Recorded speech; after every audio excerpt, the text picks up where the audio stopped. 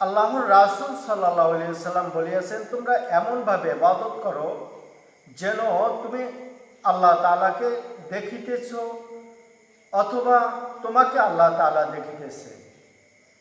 আর আল্লাহ তাআলাকে দেখিতে পাওয়া এরকম উপলব্ধি করা মানে এটা হচ্ছে গিয়ে ইবাদতের মধ্যে ইহসানের স্তর। আর ইহসানের স্তরে বান্দা কখন পৌঁছে?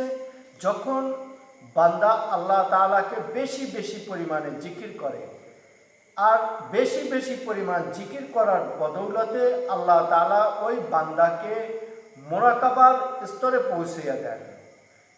মুরাকাবা হচ্ছে গিয়ে আল্লাহ তাআলাকে ধ্যান খেয়াল, আল্লাহ তাআলার সৃষ্টি সম্পর্কে, আল্লাহ তাআলার জিকির সম্পর্কে চিন্তা গবেষণা করা। এভাবে যখন বান্দা আল্লাহ তাআলার জিকিরকে বেশি বেশি পরিমাণে জবান দ্বারা আওড়াবে, তখন ওই বান্দার মুরাকাবা নসিব হবে এবং মুরাকাবা নসিব হওয়ার মাধ্যমে ইহসানের স্তরে পৌঁছে যাবে। আর ইহসানের স্তরে যখনই বান্দা পৌঁছে যাবে, আল্লাহ তাআলার ওই বান্দা প্রতিটা ইবাদতে আল্লাহ তাআলাকে দেখবেন।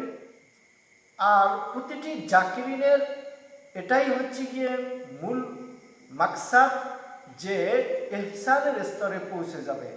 সুফিগণ, হক্কানি তরিকার পীর সাহেবগণ এই সবকগুলোই দিয়ে থাকেন যে বান্দা জিকির করতে করতে আল্লাহ তাআলাকে হাজির নাজির অনুভব করবে।